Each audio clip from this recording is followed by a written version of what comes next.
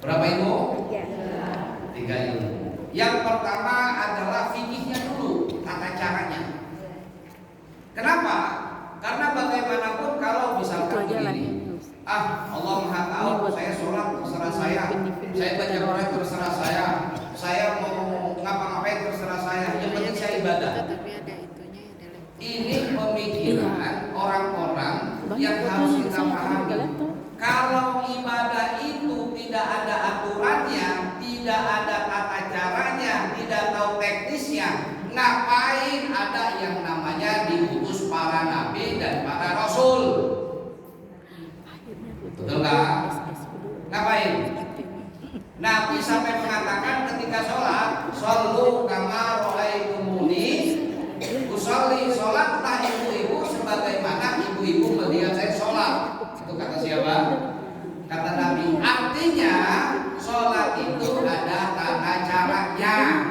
Makanya syurutu qubulil ibadah, syarat ibadah itu diterima ada 2. Yang pertama adalah ittiba'u bisunnati Rasulillah sallallahu alaihi wasallam. Yang pertama harus sesuai dengan yang sudah dicontohkan oleh Nabi. Kalau nggak sesuai, boleh nggak? Boleh nggak? Kenapa? Karena begini Bu, mohon maaf, ada di antara kita saking senangnya ibadah kebablasan, ada nggak? Ada nggak? Contoh misalkan puasa yang kebablasan, ada nggak? Ada nggak puasa yang kebablasan? Ada, namanya puasa wisol. Puasa wisol itu bukanya misalkan jam 10 malam. Kalau anak santri biasa Bu, itu boleh nggak? Nggak boleh, haram. Nggak boleh, haram. Ada lagi kalau di pesantren itu ada namanya puasa muti. Pernah dengar? Pertanyaannya boleh atau enggak? Boleh atau enggak? Silahkan saja, yang penting bukanya jam berapa. Misalkan bukanya maghrib, udah buka dulu, setelah itu puasa lagi, boleh enggak? Boleh enggak? Boleh, silahkan saja. Yang penting dibatalkan dulu. Kenapa? Karena begini Bu, ini mohon maaf, kita sebentar lagi bulan Ramadan. Harusnya kita umat Nabi Muhammad senang bergembira. Kenapa bergembira? Maka gini, sedikit melipir. Ramadan datang, bukti Allah itu sayang kepada kita. Pertanyaannya, Ramadan datang itu tujuannya untuk apa sih? Ayo, tujuan untuk apa? Buat apa? Ayo Bu. Buat apa? Buat satu, menghapus dosa. Yang kedua, meningkatkan kualitas ibadah kita menjadi takwa. Tapi rata-rata Bu, rata-rata orang mencapai ini enggak? Menghapus dosa enggak? Ayo. Pertanyaannya begini Bu, bagaimana caranya? Caranya supaya kita bisa diampuni dosanya oleh Allah. Gimana caranya? Ini kata Ibnu Katsir, penyakit yang paling banyak ketika Ramadan datang itu kita tidak bersyukur. Syukuri dulu. Syukurinya apa? Yang pertama, syukur umur. Betul nggak? Tahun kemarin masih si A yang suka bagi-bagi takjil, sekarang nggak ada. Tahun kemarin masih ada dia bercanda sama kita kalau mau terawih, sekarang nggak ada. Mungkin tahun depan giliran kita. Betul nggak? Syukuri dulu. Yang kedua, syukuri hidayah dari Allah. Kalau ditanya, Allah ketika Ramadan datang menginginkan kita diampuni dosanya enggak? Mana buktinya? Buktinya di awal Ramadan Allah itu berikan hidayah ke kita. Ada nggak buktinya bahwa Allah berikan hidayah? Coba lihat ibu-ibu yang nggak pernah pakai jilbab, awal Ramadan pasti pakai jilbab. Malu. Betul nggak? Mungkin tetangga kita seumur-umur nggak pernah pernah datang ke Nurul Hidayah ketika malam pertama taraweh, datang nggak? Betul nggak? Bisa nggak megang hidayah itu? Jangan namanya Masjid Nurul Hidayah, tapi kita tidak bisa memegang hidayah. Makanya mohon maaf Ibu, syukuri dua hal itu. Hidayah Allah kasih, jaga. Nah ini maksudnya Ramadan dibagi 3, betul nggak tuh ya? Satu doang ini. 10 pertama ke masjid, 10 kedua ke mall, 10 ketiga ke tol. Satu lagi Betul ada. nggak? Betul nggak? Tapi insya Allah ibu-ibu sini enggak. Enggak beda. Iya. Paham Bu? Maka terakhir, Bu, tolong dipahami. Yang salah kaprah, Ramadan itu target apa bukan? Target apa bukan? Bukan. Target kita apa sih ketika ada Ramadan? Ayo, target kita mana? Berapa kali target? Target kita Idul Fitri. Loh, Idul Fitri artinya apa? Kembali kepada fitrah. Makanya kata Nabi ketika 10 terakhir, Nabi itu ibadahnya bukan makin loyong, malah makin kencang. Sampai dalam hadisnya itu sampai Nabi itu mengikat perutnya. Betul nggak? Kita 10 akhir Ramadan makin kenceng nggak? Makin kencang malah. Makin longgar. THR udah cair apa belum? Kapan mau pulang? Betul nggak Bu? Betul nggak? Kalau kagak pulang, manyun kagak? Udah biasa kalau nggak pulang. Manyun. Artinya Wianti kalau tuh. dipahami, nanti insya Allah selanjutnya kita bahas tentang ada namanya malam nisfu Sya'ban. Ini hati-hati Bu, ada 11 orang yang tidak Allah ampuni malam nisfu Sya'ban. Ada siapa aja 11 orang, tunggu tanggal mainnya. Nanti bulan depan malam nisfu. Sekarang kan puasa itu kalau nggak salah tanggal 18 Februari. Berarti di awal-awal mudah-mudahan sebelum kita masuk ke puasa di Syawal kita paham. Kita teruskan kembali jadi gini.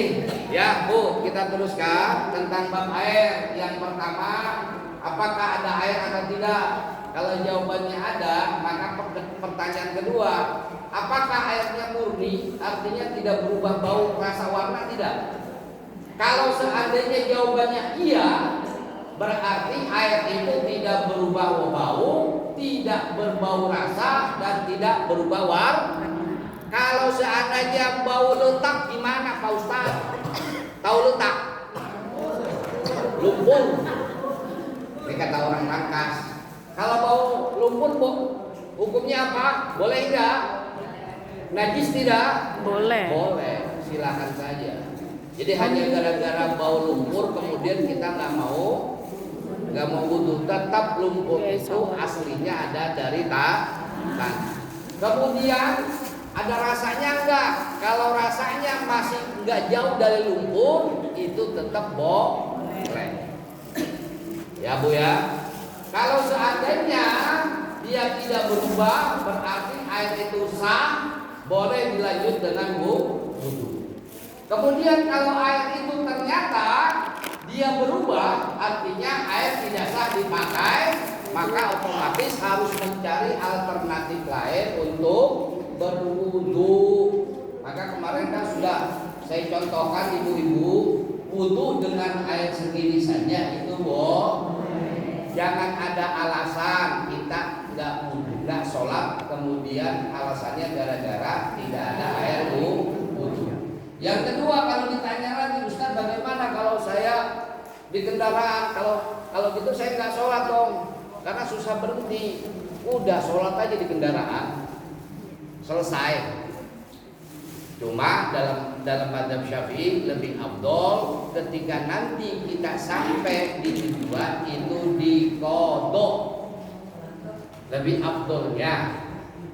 Paham Bu? Jadi ini. Terus kemudian yang selanjutnya, contoh nyata sehari-hari yang paling gampang ibu-ibu. Bagaimana contohnya? Yang pertama, air keran PDAM sah dipakai wudhu. Air sumur sah dipakai selama tidak tercemar limbah atau bau najis. Air di ember yang sudah dipakai cuci kaki tidak sah karena sudah mustakmal dan bercampur kotoran. Maka ini kalau di rumah, kalau di masjid bagaimana? Air keran di tempat wudhu sah digunakan, bak air mandi sah selama tidak berubah sifatnya walaupun ada daun atau lumpur sedikit. Bak yang memasukkan bangkai tikus dan air berubah bau tidak sah. Maka hati-hati nanti kalau ditanya, ada lagi sisi yang lain. Kalau seandainya air di masjid ibu kayak di sini, tadi saya wudhu ada bak bekas cat, itu jangan ditobok. Paham bu? Kalau ada air di situ, boleh nggak dipakai untuk cebok? Bisa nggak? Bisa nggak bu? Nih tahu kan yang bekas cat tahu bu? Ya. Bisa nggak kita buat cebok? Bisa nggak? Kalau hukum fikihnya nggak bisa. Kenapa? Karena kurang dari 2 kula. Bagaimana Ustaz? Saya pengen ceboknya pakai air itu. Caranya buka kerannya. Paham bu? Terus bagaimana Ustaz? Kalau udah buka keran, nggak apa-apa dikobok juga nggak apa-apa. Kenapa? Karena di dalam kitab Kifayatul Ahya, hakikatnya kita itu berwudu, cebok itu dari air yang mengalir. Paham? Paham? Ustaz, kalau seandainya kerannya nggak bisa hidup, nggak keluar, bagaimana Ustaz? Gampang, tinggal telepon DKM. Kenapa nggak keluar? Selesai. Kalau dipaksa itu statusnya adalah mustakmal. Paham bu ya? Terus kemudian ada lagi dalam perjalanan, misalkan air botol mineral sah digunakan walau sedikit, cukup untuk wudhu jika hemat. Yang kemarin kita bilang boleh enggak? Boleh. Jadi jangan ada alasan. Itu bu ya. Termasuk kalau ditanya, Ustaz, bisa nggak air mineral begini? Misalkan mohon maaf ibu-ibu, buat cebok bisa nggak? Yang penting belum disentuh atau belum diseruput. Ustaz, kalau saya minum misalkan langsung, berarti status airnya ini apa? Mustakmal. Bagaimana kalau pakai sedotan? Kan tetap ketika ada sedotan itu pasti ada sisa, kecuali ibu-ibu, bu. Kecuali ibu-ibu kalau pengen minum dari air mineral seperti ini, kemudian tidak jatuhnya mustakmal, kalau minumnya jangan ditempelin ke bibir kita. Ayo, bisa nggak? Bisa, sudah ditempel. Yang penting airnya itu tidak menyentuh badan kita. Paham bu? Jadi kalau misalkan ibu-ibu mau langsung silakan saja. Yang penting ujung tutupnya ini tidak menyentuh badan kita. Paham bu? Paham ya? Jadi jangan takut. Kemudian yang selanjutnya kita bahas tentang air mustakmal. Apa itu air mustakmal? Definisi air mustakmal itu adalah air yang sudah dipakai. Sayyid Sabiq mengatakan, ma'ul mustakmal wa huwa munfasilu min a'dha'il mutawaddi' wal mughtasil. Air mustakmal adalah air yang jatuh dari anggota badan orang yang berwudu atau mandi. Artinya apa? Air mustakmal tetap statusnya adalah air suci, tapi tidak mensucikan. Paham bu? Contoh kayak tadi, misalkan air di ember itu kita pakai, boleh nggak kalau kita sentuh? Boleh nggak? Boleh. Contoh kayak misalkan air ini, walaupun sedikit saya minum, hukumnya adalah air suci. Boleh nggak saya sentuh? Boleh. Ya nggak boleh air ini dipakai untuk menghilangkan najis. Itu bu ya. Itu adalah Dalil tentang air mustamal ini ada beberapa. Yang pertama hadis riwayat Abu Daud, Tirmidzi, Ahmad mengatakan innal ma'a tahurun la yunajjisuhu syai'. Sesungguhnya air itu suci, tidak ada sesuatu pun yang menajiskannya. Termasuk ada larangan, kata Rasulullah mengatakan la yaqtasilu ahadukum fil ma'id daimi wa huwa junubun. Janganlah salah seorang dari kalian mandi junub di air yang tergenang atau di diam. Artinya air mustamal itu adalah air yang sudah terpakai atau tersentuh. Yang harus kita pahami, tolong dipahami ya, yang sudah dipakai jadi gini. Yang pertama, yang paling mudah itu lihat volumenya dulu.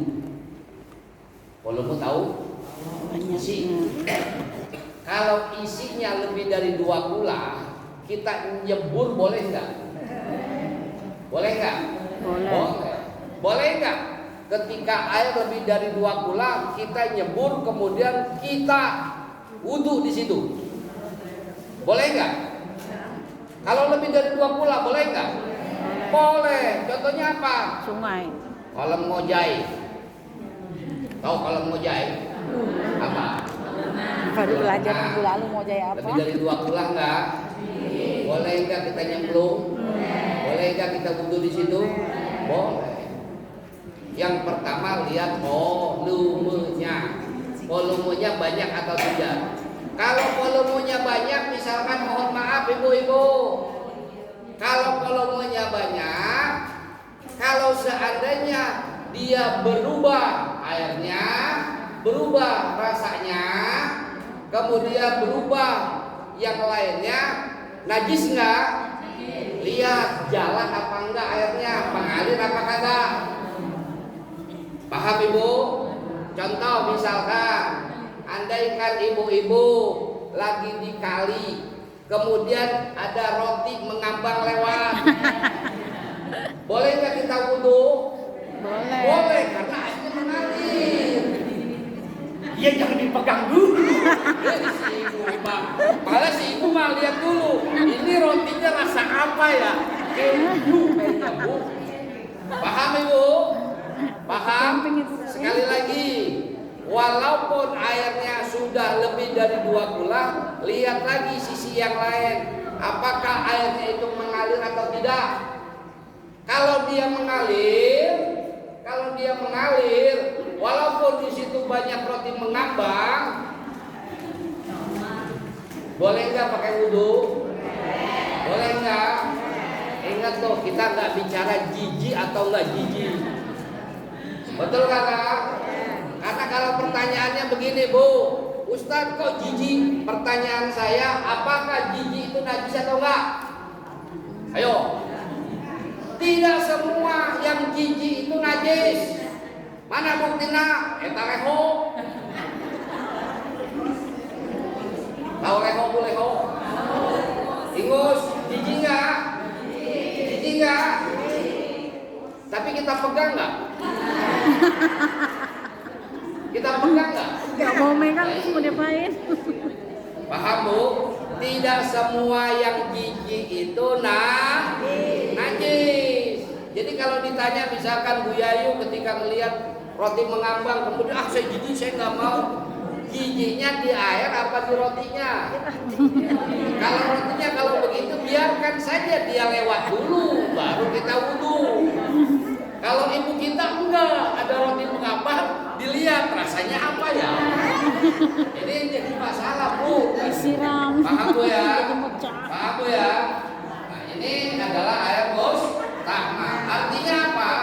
Air mustamal itu nanti kita akan dapatkan bu. Kemudian bagaimana perbandingan madhab tentang air mustamal? Kalau madhab Hanafi suci tapi tidak mensucikan. Kalau madhab Maliki suci dan tetap mensucikan. Maka ini mohon maaf ibu, jadi jangan heran. Saya ajak ibu-ibu kepada 4 madhab. Kalau 4 madhab itu madhab Maliki, dia tetap air mustamal itu hukumnya suci dan mensucikan. Jadi boleh nggak dipakai wudhu lagi? Boleh. Karena mazhab Maliki itu suci dan tetap mensucikan. Artinya begini, misalkan ini dalam mazhab Maliki Bu. Kalau mazhab Maliki, ketika air ini dipakai minum, mazhab Maliki ya, tolong dipahami. Dipakai minum, kemudian saya pakai wudhu boleh nggak? Menurut siapa? Maliki. Mazhab Maliki. Artinya saya mengajak ibu-ibu, kalau ada ustadz yang mengatakan menyampaikan air yang Kedua, sudah sama diminum hamba. boleh dipakai wudhu, berarti dia mazhab apa? Mazhab Maliki. Paham Bu? Paham ya? Sedangkan mazhab Syafi'i tetap mengatakan suci tapi tidak mensucikan. Artinya apa? Ada dua mazhab, Maliki dengan Hambali. Nah ini saya mengajak ibu-ibu semuanya. Kayak tadi Bu Neng mengatakan perbanyaklah guru. Betul, yang penting gurunya bijaksana. Kenapa? Imam Syafi'i berguru kepada Imam Malik. Sampah. Guru dengan murid Makan. itu boleh berbeda nggak? Boleh. Maka jangan sekali-kali kalau ada guru bilang begini, kalau kamu nggak nurut sama saya sebagai guru kamu nggak berkah. Tapi lontongnya Tinggalin harus guru masuk kayak gitu. kulkas. Lontongnya. Tinggalin Bu. Ya, ini doang. Kenapa? Karena belum tentu keyakinan seorang guru itu adalah yang terbagus dan terbaik. Paham Bu? Artinya begini, saya ngajak ibu-ibu fikihnya 4 mazhab biar kita nggak kaget. Ada yang berbeda, contoh yang paling gampang, mohon maaf ibu-ibu, kalau seandainya ibu-ibu kapan-kapan misalnya ke Jepang, terus kemudian ke Afrika Timur ya Bu ya. Misalkan ini misalkan Afrika Timur, misalkan ke Kongo, misalkan ada orang sholat subuh kemudian dia pakai kunut, tapi kunutnya sebelum ruku. Kunutnya sebelum, berarti itu mazhab apa? Mazhab Maliki. Ada lagi ibu-ibu, mohon maaf Bu Yayu, misalkan kalau ibu-ibu melihat di YouTube ada perempuan sholat kemudian dia pakai celana levis, terus kemudian pakai baju biasa, sah atau tidak? Sah, itu menurut mazhab Hanafi. Lah ini yang jadi masalah, kita sombongan, ikut-ikutan kayak begitu. Bukan sekali dua kali saya nemuin kalau lagi sholat di mall. Itu mazhab apa? Mazhab Hanafi. Mazhab Hanafi dengan 3 mazhab yang lain menafsirkan, mengartikan satrul aurat, menutup aurat itu berbeda. Kalau mazhab Hanafi, definisi menutup aurat itu yang penting auratnya tidak terlihat. Tetapi kalau 3 mazhab yang lain, auratnya tidak terlihat plus tidak tampak. Kalau perempuan pakai levis, auratnya terlihat nggak? Terlihat nggak? Terlihat nggak? Enggak. Nampak nggak? Nampak. Kayak tadi pagi-pagi lagi CFD-an tuh, itu banyak nenek-nenek, kemudian pakai bajunya, baju, kemudian pakai baju, pakai celana itu persis kayak lontong. Lontong keluar. Lontong keluar. Itu depan ITSD SD tuh. Di situ sambil joget-joget. Kenapa? Karena judulnya katanya Kalau ditanya auratnya kelihatan nggak? Enggak. Kelihatan nggak? Enggak. Enggak. Nampak nggak? Nampak. Nampak. Itu bedanya antara mazhab Hanafi dengan 3 mazhab yang lain. Jadi kalau seandainya ada orang Amerika misalkan atau orang-orang Asia Timur, saya pernah terakhir itu ke Jepang.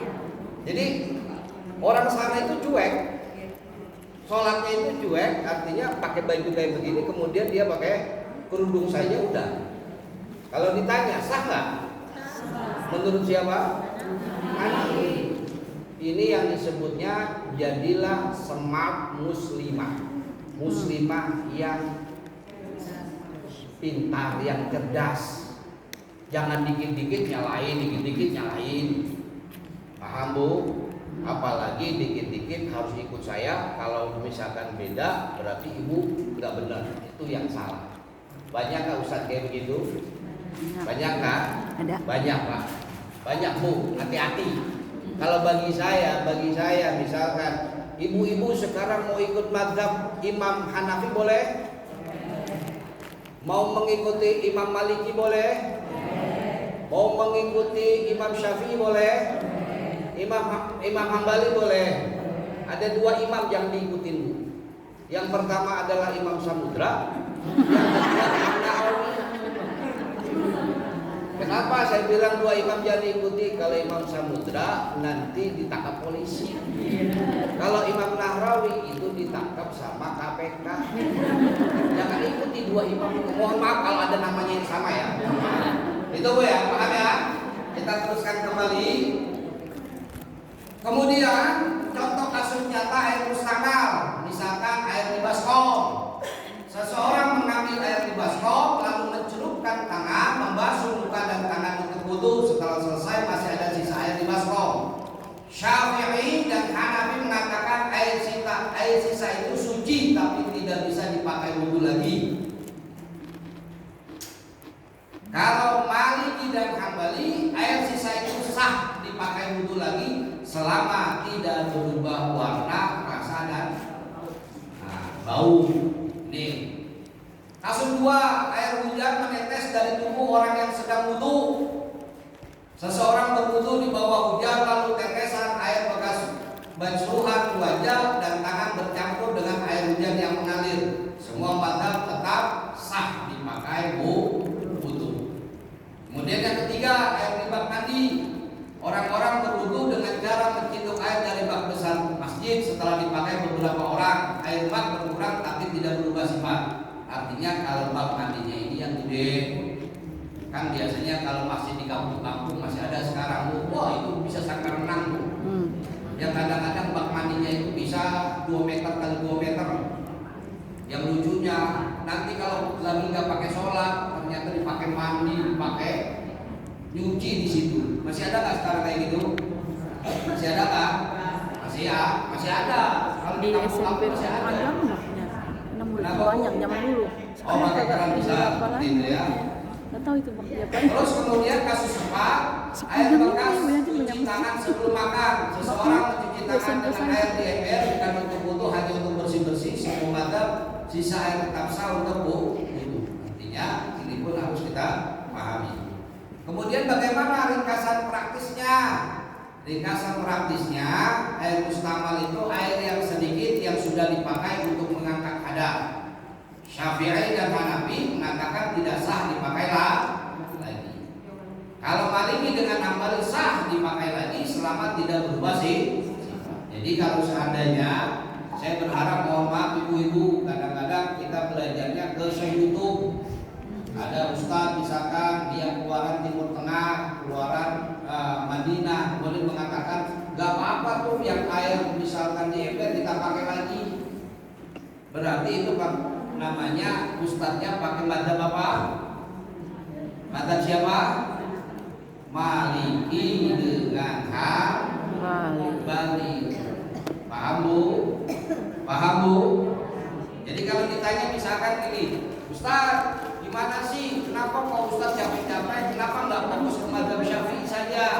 Saya mengajak ibu-ibu biar kalau ada yang berbeda paham dengan kita hormati. Jangan saling nyalah-nyalahin. Kenapa? Karena kata Imam Al-Ghazali, ibu tolong dipahami. Kalau nanti kita masuk Ramadan nggak puasa, Allah marah nggak? Enggak. Enggak. Allah marah nggak? Enggak. Kalau kita puasa Allah senang nggak? Senang. Ayo, senang nggak? Senang. Paham nggak? Bu, ayo. Ini masuk Ramadan. Masuk Ramadan. Kita puasa, Allah senang nggak? Kita nggak puasa, Allah marah nggak? Enggak. Dua-duanya enggak. Buktinya apa? Kalau Allah senang, harusnya di akhir Ramadan kita senang. Banyak di antara kita puasa, taraweh, tapi tetap di akhir Ramadan THR nggak cair. Bener nggak? Bener nggak? Kenapa? Karena begini, ini kata Imam Al-Ghazali, ibadah itu Allah nggak butuh kepada ibadah kita. Ibadah itu hanya sebagai bentuk ketaatan kepada Allah aja. Makanya jangan sekali-kali kita satu menjadi komentator, komentarin mulu ibadah orang kayak begini kayak begitu, biarin aja. Yang kedua, jangan sekali-kali kita jadi dewan juri menilai, wah itu dia basah. Jangan, biarin aja. Kenapa? Karena mohon maaf, tidak ada jaminan. Misalkan mohon maaf, ada nenek-nenek usia 90 tahun, apakah nggak ada jaminan sholatnya nggak diterima? Belum tentu. Apa mentang-mentang misalkan mohon maaf ada nenek-nenek yang 90 tahun kemudian dengan bu nenek yang masih muda umurnya 17 tahun, apakah lebih muda itu dijamin masih diterima oleh Allah? Enggak. Paham bu? Apa ada jaminan Ustadz itu pasti ibadahnya diterima? Nggak ada jaminan. Apakah ada jaminan Ustadz itu doanya mustajab? Gak ada jaminan. Kenapa? Karena selalu saya bilang, ibu-ibu jangan minta doa sama saya. Kenapa? Kalau saya punya doa mustajab, gak mungkin saya bagi-bagi. Jujur Bu. Betul nggak? Betul nggak? Oh, kalau ditanya misalkan, Pak Ustadz kayak begitu. Iya, kalau saya punya jaminan doa mustajab, saya pakai aja buat diri saya. Kenapa emang? So, saya juga sekarang belum punya mantu. Saya juga butuh kok. Nah ini mah enggak, ada Ustadz sombong banget. Nih ayo Ustadz, pasti mustajab karomah. Bohong. Betul nggak? Betul nggak? Jadi kalau ada, saya sendiri Ustadz kalau punya, mohon maaf Bu, punya jaminan doa saya mustajab, saya bagi-bagi nggak ke ibu-ibu? Ya. Makanya istilah saya begini, Bu, Allah tuh ngasih tanda-tanda kalau ibu-ibu pengen doanya mustajab. Satu, minimal orangnya 40 orang. Itu kata Nabi pasti ada yang dari 40 orang itu pasti ada yang diterima. Yang kedua, ketika lagi doa harus khusyuk. Jangan sampai doanya kita ke kanan, pikiran kita ke kiri. Betul nggak? Ada nggak yang kayak begitu? Banyak. Yang ketiga, harus paham apa yang kita minta. Lah ini mangga bagian surga malah nangis, bagian neraka malah ketawa-tawa. Ada nggak? Ada nggak gitu? Ada banyak. Kenapa? Karena terlalu sombong kita doanya pakai bahasa Arab. Ada seorang ustazah. Waktu itu sampai naudzubillah min dzalik. Dia doa hebat terus sampai nangis. Allahumma inna nas'aluka su'al khotimah wa na'udzubika min husnil khotimah.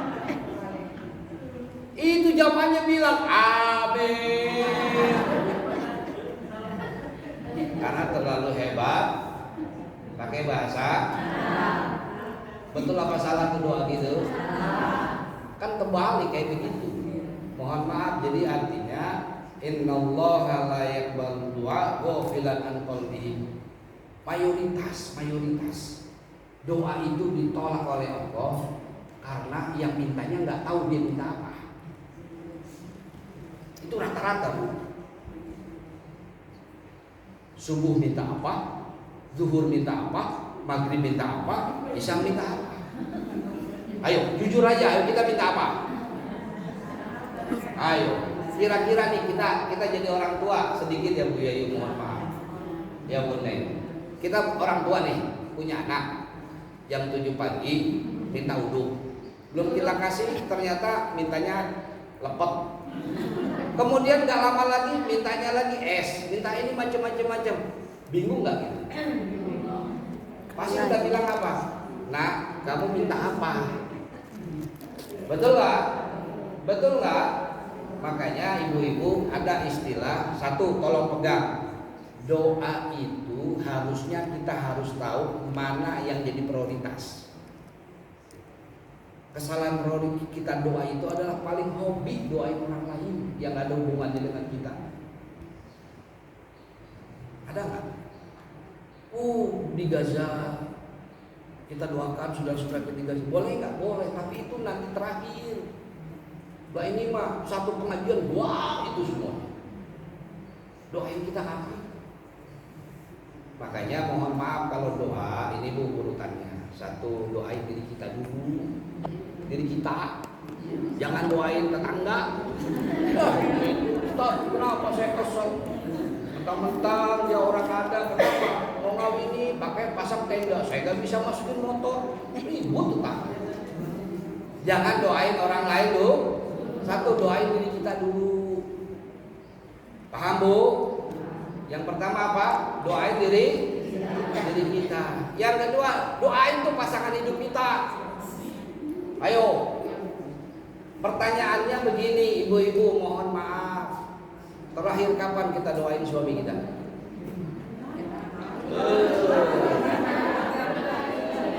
Ketika tiap hari pertanyaannya doanya tahu nggak ketika apa yang dibutuhkan oleh suami kita? Sehat. Kalau ditanya misalkan gini, ibu ini mohon maaf ya, ini kata Imam Al-Ghazali, saya bisa ke sini, kemudian saya minta, ya Allah berikan saya nikmat sehat walafiat. Itu kebutuhan apa keinginan? Kebutuhan. Emang saya dalam keadaan sakit? Saya udah sehat kok. Kok saya minta sehat lagi? Berarti prioritas bukan? Prioritas bukan? Bukan, kan lagi sehat. Paham bu? Orang minta begini, ya Allah berikan saya sehat walafiat. Emang dalam keadaan sakit? Keadaan sakit gak ibu-ibu di sini? Kalau nggak ada, kalau misalkan lagi sakit, saya yakin minta didoain. Betul nggak? Berarti minta sehat itu prioritas bukan? Bukan. Ya Allah mudah-mudahan suami saya diberikan sehat walafiat, jadi bisa kerja. Dia bisa motoran, dia bisa semalam jalan-jalan sama saya, misalnya. Berarti dalam keadaan sehat nggak? Sehat. Sehat nggak? Lah kalau kita minta sehat apa lagi? Berarti apa? Kita nggak bersyukur sama Allah. Syukuri sehat itu, jangan minta sehat lagi. Artinya apa? Paham gak bu? Ini kata Imam Al-Ghazali. Artinya harus tahu apa yang menjadi prioritas buat kita. Misalkan gini, ibu-ibu kan seringkali mendoakan suami itu hanya bicara tentang keduniaan doa fisik. Pernah nggak mikir, lihat suaminya setiap hari baca Quran nggak? Kenapa nggak doain itu? Ya Allah mudah-mudahan suami saya senang baca Quran setiap hari, ya Allah minimal 1 ayat deh. Nah ini mah enggak, ya Allah mudah-mudahan suami saya sehat walafiat, kemudian enggak kegoda sama janda. Jujur itu lebih banyak begitu, betul nggak bu? Betul nggak bu? Pernah nggak kita doain, ya Allah mudah-mudahan suami saya dia tetap istiqomah untuk ibadah, dia istiqomah untuk sholat berjamaah, dia istiqomah setiap hari baca Quran. Pernah nggak doain itu? Ayo. Yang didoain kan kata Imam Al-Ghazali apa? Sehat. Emangnya laki kita lagi sakit? Paham bu? Paham bu? Paham bu? Kalau ibu doa harusnya doakan yang belum dia punya. Paham bu? Paham? Pernah nggak kita mikir kayak begitu bu? Ya Allah mudah-mudahan suami saya senang baca Quran. Kenapa? Karena belum terlihat baca Quran. Kalau ditanya lagi bu, ini mohon maaf, saya ada pengajian bapak-bapak. Ini kata bapak-bapak bilang ini, Pak, bapak-bapak itu paling gampang baca Quran di rumah apa di masjid? Di masjid. Pasti di masjid. Padahal lebih afdol di mana? Di rumah. Kenapa? Secara tidak langsung kata Imam Nawawi, ketika penghuni rumah itu bawa baca Quran di rumahnya. Yang pertama meru'yah rumahnya, yang kedua meru'yah penghuninya. Ayo, benar nggak? Makanya kenapa kata Nabi, sholat sunnah itu lebih afdol di rumah, baca Quran lebih afdol. Pernah nggak kita lihat suami kita baca Quran terus? Kalau ditanya, "Bu, ada bapak di masjid?" Hebat di masjid. Nggak taunya lagi ngadu bako. Bener loh, Bu. Serius. Betul nggak? Kalau nggak ngadu bako, kalau nggak lagi ngadu minum kopi. Belum tentu ke masjid itu dia baca Quran, belum tentu. Dan yang belum tentu juga ketika orang senang di masjid itu pasti ngomongannya nggak jauh dari ghibah, belum tentu. Betul nggak? Betul nggak? Yuk sama-sama kalau ibu doa, doakanlah sesuatu yang belum kita punya. Biar apa? Kualitas hidup kita kelihatan meningkat. Ya Allah, mudah-mudahan saya katakan begini. Saya dengan anak-anak saya lihat apa nih kekurangannya. Itu doakan kekurangannya. Doakan kekurangannya. Secara tidak langsung kata Imam Nawawi, ketika kita tahu kekurangannya, berarti kita tahu kebutuhan kita. Yang kedua, berarti betul apa sih sisi tanggung jawab kita selaku orang tua kepada anak-anak kita. Nah ini mangga, ya mudah-mudahan anak saya pintar, udah selesai. Tapi sekarang pintar nggak? Alhamdulillah segitu-gitu aja. Paham Bu? Maka tadi kalau doa, kalau bisa, makanya kata Imam Al-Ghazali, ini mohon maaf Bu, lebih afdol mana? Ini kumpul semua penuh nih masih turun hidayah. Orangnya dan kalau kumpul pesedap berapa ratus nih? Ayo berapa ratus? 300. Anggaplah 300. Lebih mustajab mana ketika kita punya anak 2, punya anak 3, kita doa di rumah bareng-bareng dengan suami kita, dengan anak-anak kita. Mustajab mana? Pertanyaannya berani gak gitu? Ayo coba, berani gak? Kadang-kadang kita nggak berani loh Bu. Kenapa? Kenapa nggak kita mulai doakan di sana? Makanya selalu saya bilang, orang sekarang kesalahan orang tua adalah sibuk menyiapkan masa depan anak, tapi lupa menyiapkan masa depan orang tua. Betul nggak? Anak itu misalkan dia jadi dokter, kemudian jadi tukang insinyur, dia kerja dimanapun, itu masa depan siapa? Anaknya. Masa depan kita mana? Ayo, masa depan kita mana? Anak soleh. Kalau ditanya lagi, mohon maaf Ibu, ada anak soleh. Anak soleh itu kriterianya adalah ada 3. Yang pertama kriteria anak soleh. Yang pertama adalah dia tetap taat terhadap perintah Allah. Yang kedua adalah dia otomatis kalau taat berarti dia meninggalkan perintah Allah. Yang kedua adalah dia bermanfaat bagi masyarakatnya. Yang ketiga dia doakan untuk orang tuanya. Itu anak soleh. Pertanyaan saya, mohon maaf nih Bu, Ibu ada duit 500.000. Itu pilih mana? Sedekah atas nama orang tua yang udah meninggal, atau atas nama kita atau suami kita? Orang tua. Nama orang tua. Coba aja. Kadang-kadang kita masih kesel sama orang tua, udah atas nama kita. Mana buktinya? Pertanyaan saya cuma satu. Pernah nggak kita ketika kurban atas nama orang tua? Ayo. Itu pun kita masih artinya apa? Ibnul Qayyim Al-Jauziyah. Nih mohon maaf kata Ibnul Qayyim Al-Jauziyah. Kitab itu judulnya Miftahus Sa'adah, kunci kebahagiaan. Kalau ibu-ibu pengen tahu anak-anaknya kayak apa, lihatlah diri kita sendiri. Kalau kita nggak pernah doain orang tua, nanti anak-anak kita pun nggak mungkin doain kita. Tanya diri kita aja sekarang. Ayo, kapan kita terakhir kali kita mau sedekah atas nama orang tua? Kapan kita terakhir kali ketika kita mau kurban atas nama orang tua? Kapan kita itu baca tahlilan, baca yasin kita khususkan untuk orang tua?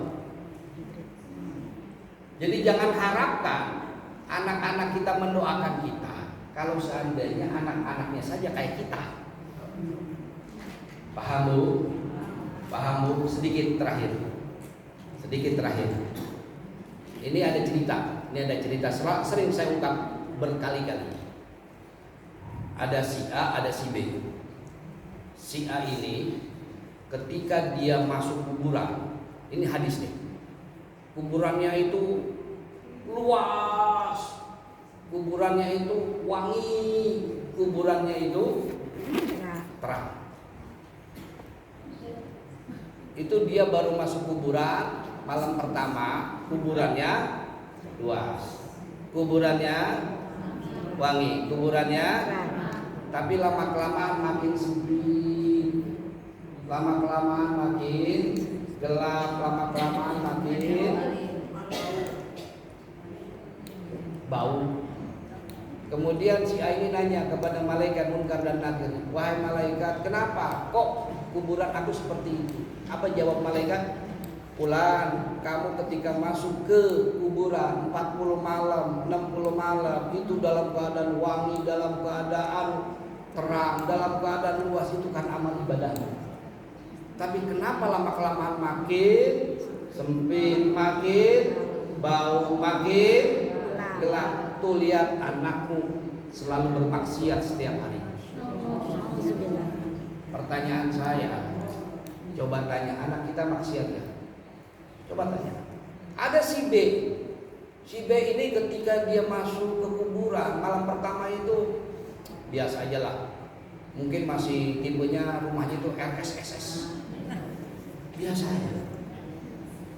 Terus kemudian singkat cerita, lama kelamaan ini si B ini kuburannya makin luas, kuburannya itu makin wangi, kuburannya makin terang. Kan heran, ada apa malaikat? Kenapa kok kuburan saya makin? Kemudian malaikat bilang, Fulan, kenapa kuburanmu waktu itu pertama kali sempit? Karena kamu orang biasa. Mungkin kalau si A disolatin banyak, ya kan amplopnya banyak juga, karena dia orang kaya. Bener loh Bu, di Curug sholat itu dapat amplop. Masih ada sekarang di sini? Di sini enggak. Ya kalau di sini enggak, tapi di Cikarang mungkin ada. Belakang. Ada di luar. Kampung situ. Mungkin itu loh Bu. Kemudian singkat cerita ditanya, kenapa ketika saya itu masuk ke alam kubur biasa? Karena amalmu biasa aja. Amalmu itu gak ada apa-apa. Kenapa? Pengajian aja lama itu di Lestari, alhamdulillah jadi ketua aja belum pernah. Jadi biasa aja kamu Pak, kata malaikat begitu. Terus kenapa kuburan saya makin luas? Kenapa kuburan saya makin wangi? Kenapa kuburan saya makin terang? Karena dua. Yang pertama adalah li'anna astaghfir, karena itu adalah istighfar anakku. Pertanyaan saya, kapan ibu-ibu terakhir istighfar minta maafkan untuk orang tua? Istighfar kita pun kadang-kadang gak sampai hati. Bener gak? Pertanyaan saya cuma satu Bu, kita punya anak, kemudian bilang gini, maafin. Kira-kira kita maafin gak tuh anak? Ayo, maafin gak tuh? Bu, anak kita bolos sekolah, kagak sekolah ketahuan sama kita. Kemudian kita bilang, abang sini, kenapa? Kamu gak sekolah ya? Maafin. Kira-kira kita maafin gak? Kita maafin gak? Pernah gak kita berpikir istighfar sama Allah gitu? Nah ini orang ngebentak apa betul-betul merasa salah. Benar gak? Yang kedua adalah li'anna ibadah, karena itu adalah ibadah anak-anakmu. Pertanyaan saya cuma satu, anak-anak kita nih sekarang nih jam 11 lagi ngapain? Apakah lagi nonton drakor? Apakah lagi jalan-jalan sama pacarnya? Ataukah lagi ngapain? Coba tanya. Main HP. Itu nanti kalau udah kita mati itu kayak gitu anak-anak kita Bu. Paham Bu? Paham? Maka disinilah ada yang namanya terakhir lagi. Ada satu cerita ketika Rasulullah Shallallahu Alaihi Wasallam itu Isra Mi'raj. Ini terakhir nih saya kasih. yang ada dua golongan. Ketika itu Nabi melihat yang berbeda. Yang satu lagi berebut pahala, yang satu lagi santai di kursi goyang. Kemudian ditanya, Nabi nanya kepada malaikat Jibril, Jibril, siapakah dua orang itu yang berbeda? Kata malaikat Jibril, yang lagi santai itu dia selalu mendapatkan pahala dari anak keturunannya. Selalu setiap hari. Ketika ibu-ibu misalkan mau sedekah, sedekahkan atas nama orang tua. Jadi saya sampai detik ini kalau sedekah mau apapun selalu yang sebut adalah orang tua saya. Kenapa? Pahalanya sampai buat orang tua, saya pun copy paste. Nah ini mah enggak. Oh kemarin coba Bu Yayu, itu hebat. Waktu hari Jumat ada pengumuman, ada sumbangan dari ibu ini sebanyak 100.000, tolong dikirimkan arwahnya. Itu ada kali 20 arwah.